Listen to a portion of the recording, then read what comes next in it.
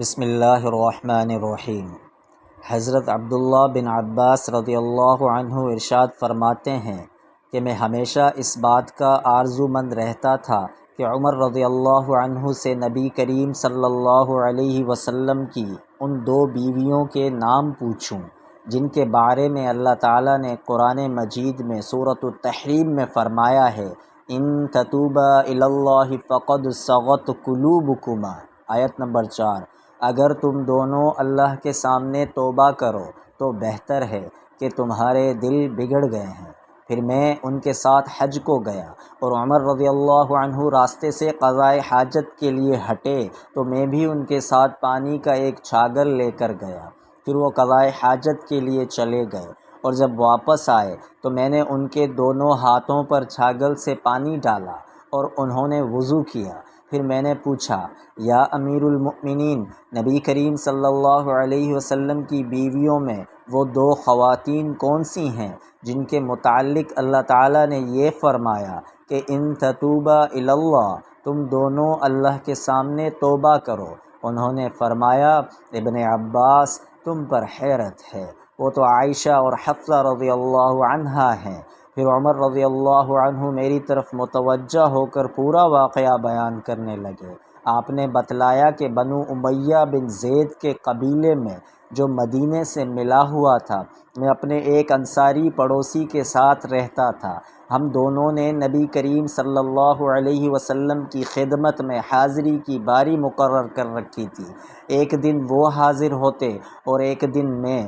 جب میں حاضری دیتا تو اس دن کی تمام خبریں وغیرہ لاتا اور ان کو سناتا، اور جب وہ حاضر ہوتے تو وہ بھی اسی طرح کرتے۔ ہم قریش کے لوگ مکہ میں اپنی عورتوں پر غالب رہا کرتے تھے، لیکن جب ہم ہجرت کر کے انصار کے یہاں آئے تو انہیں دیکھا کہ ان کی عورتیں خود ان پر غالب تھیں۔ ہماری عورتوں نے بھی ان کا طریقہ اختیار کرنا شروع کر دیا۔ میں نے ایک دن اپنی بیوی کو ڈانٹا تو انہوں نے بھی اس کا جواب دیا۔ ان کا یہ جواب مجھے ناگوار معلوم ہوا، لیکن انہوں نے کہا کہ میں اگر جواب دیتی ہوں تو تمہیں ناگواری کیوں ہوتی ہے؟ قسم اللہ کی، نبی کریم صلی اللہ علیہ وسلم کی ازواج تک آپ کو جواب دے دیتی ہیں، اور بعض بیویاں تو آپ سے پورے دن اور پوری رات خفا رہتی ہیں۔ اس بات سے میں بہت گھبرایا اور میں نے کہا کہ ان میں سے جس نے بھی ایسا کیا ہوگا وہ بہت بڑے نقصان اور خسارے میں ہے۔ اس کے بعد میں نے کپڑے پہنے اور حفصہ رضی اللہ عنہا جو عمر رضی اللہ عنہ کی صاحبزادی اور ام المؤمنین تھی کے پاس پہنچا اور کہا اے حفصہ، کیا تم میں سے کوئی نبی کریم صلی اللہ علیہ وسلم سے پورے دن رات تک ناراض رہتی ہیں؟ انہوں نے کہا ہاں۔ میں بول اٹھا کہ پھر تو وہ تباہی اور نقصان میں رہیں۔ کیا تمہیں اس سے امن ہے کہ اللہ تعالیٰ اپنے رسول اللہ صلی اللہ علیہ وسلم کی خفگی کی وجہ سے تم پر غصہ ہو جائے اور تم ہلاک ہو جاؤ؟ رسول اللہ صلی اللہ علیہ وسلم سے زیادہ چیزوں کا مطالبہ ہرگز نہ کیا کرو، نہ کسی معاملے میں آپ صلی اللہ علیہ وسلم کی کسی بات کا جواب دو اور نہ آپ پر خفگی کا اظہار ہونے دو۔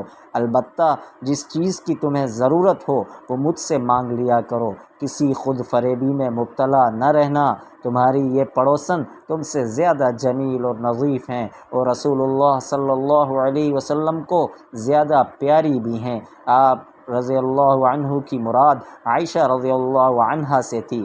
عمر رضی اللہ عنہ نے کہا ان دنوں یہ چرچا ہو رہا تھا کہ غسان کے فوجی ہم سے لڑنے کے لیے گھوڑوں کو سم لگا رہے ہیں۔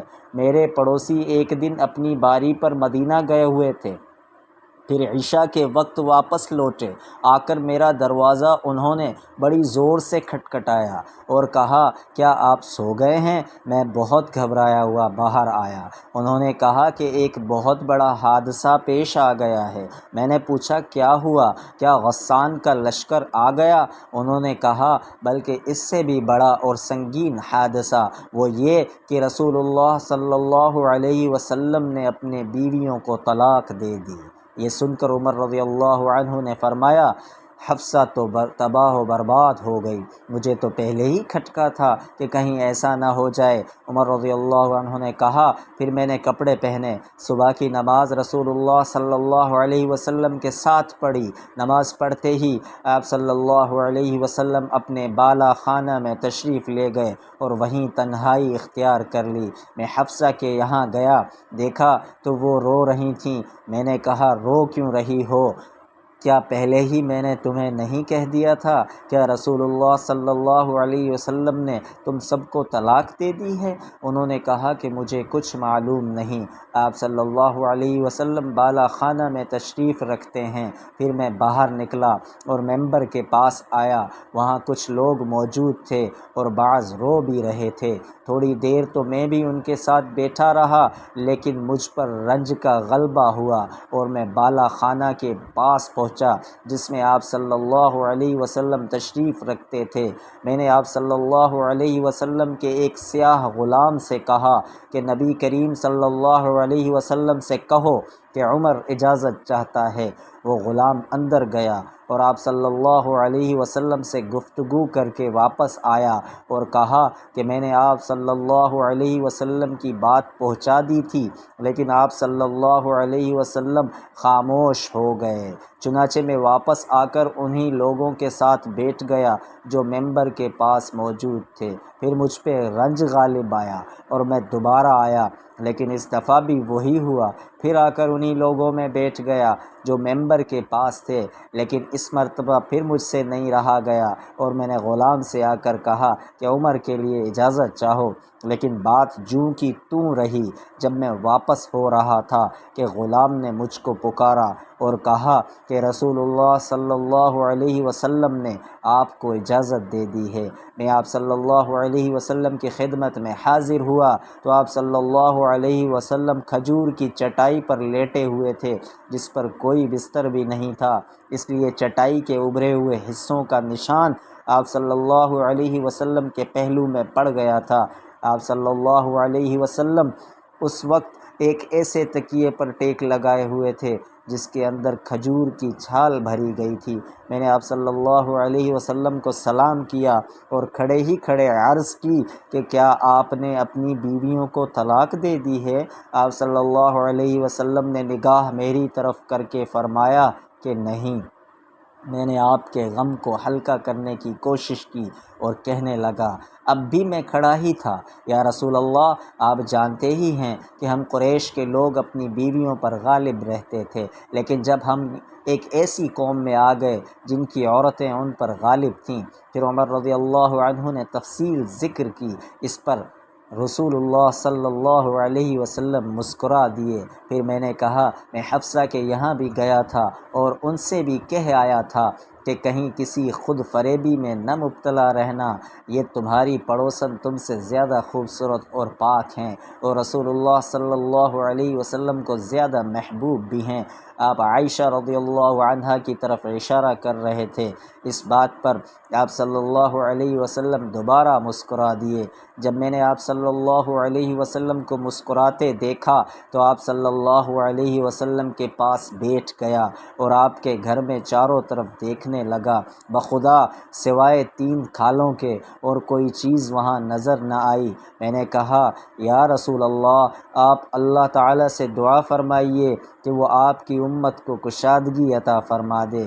فارس اور روم کے لوگ تو پوری فراخی کے ساتھ رہتے ہیں، دنیا انہیں خوب ملی ہوئی ہے، حالانکہ وہ اللہ تعالیٰ کی عبادت بھی نہیں کرتے۔ آپ صلی اللہ علیہ وسلم ٹیک لگائے ہوئے تھے۔ آپ صلی اللہ علیہ وسلم نے فرمایا، اے خطاب کے بیٹے، کیا تمہیں ابھی کچھ شبہ ہے؟ تو دنیا کی دولت کو اچھی سمجھتا ہے؟ یہ تو ایسے لوگ ہیں کہ ان کے اچھے اعمال جو وہ معاملات کی حد تک کرتے ہیں ان کی جزا اسی دنیا میں ان کو دے دی گئی ہے۔ یہ سن کر میں بول اٹھا، یا رسول اللہ، میرے لیے اللہ تعالیٰ سے مغفرت کی دعا کیجیے۔ تو نبی کریم صلی اللہ علیہ وسلم نے اپنی ازواج سے اس بات پر علیحدگی اختیار کر لی تھی کہ عائشہ رضی اللہ عنہا سے حفصہ رضی اللہ عنہا نے پوشیدہ بات کہہ دی تھی۔ نبی کریم صلی اللہ علیہ وسلم نے اس انتہائی خفگی کی وجہ سے جو آپ صلی اللہ علیہ وسلم کو ہوئی تھی فرمایا تھا کہ میں اب ان کے پاس 1 مہینے تک نہیں جاؤں گا، اور یہی موقع ہے جس پر اللہ تعالیٰ نے آپ صلی اللہ علیہ وسلم کو متنبع کیا تھا۔ پھر جب 29 دن گزر گئے تو آپ عائشہ رضی اللہ عنہا کے گھر تشریف لے گئے، اور انہی کے یہاں سے آپ صلی اللہ علیہ وسلم نے ابتدا کی۔ عائشہ رضی اللہ عنہ نے کہا، آپ نے تو عہد کیا تھا کہ ہمارے یہاں 1 مہینے تک نہیں تشریف لائیں گے، اور آج ابھی 29ویں کی صبح ہے، میں تو دن گن رہی تھی۔ نبی کریم صلی اللہ علیہ وسلم نے فرمایا یہ مہینہ 29 دن کا ہے، اور وہ مہینہ 29 ہی دن کا تھا۔ عائشہ رضی اللہ عنہا نے بیان کیا کہ پھر وہ آیات نازل ہوئی جس میں ازواج النبی کو یعنی سورہ احزاب کی 28 اور 29ویں اختیار دیا گیا تھا۔ اس کی بھی ابتدا آپ صلی اللہ علیہ وسلم نے مجھ ہی سے کی، اور فرمایا کہ میں تم سے ایک بات کہتا ہوں، اور یہ ضروری نہیں کہ جواب فوراً دو، بلکہ اپنے والدین سے بھی مشورہ کر لو۔ عائشہ رضی اللہ عنہا نے بیان کیا کہ آپ کو یہ معلوم تھا کہ میرے ماں باپ کبھی آپ سے جدائی کا مشورہ نہیں دے سکتے۔ پھر آپ صلی اللہ علیہ وسلم نے فرمایا کہ اللہ تعالیٰ نے فرمایا ہے کہ اے نبی اپنی بیویوں سے کہہ دو۔ اللہ تعالیٰ کے قول عظیمہ تک میں نے عرض کیا کہ کیا اب اس معاملے میں بھی اپنے والدین سے مشورہ کرنے جاؤں گی؟ اس میں تو کسی شبہ کی گنجائش ہی نہیں ہے کہ میں اللہ اور اس کے رسول اور دار آخرت کو پسند کرتی ہوں۔ اس کے بعد آپ صلی اللہ علیہ وسلم نے اپنی دوسری بیویوں کو بھی اختیار دیا، اور انہوں نے بھی وہی جواب دیا جو عائشہ رضی اللہ عنہا نے دیا تھا۔ جزاکم اللہ۔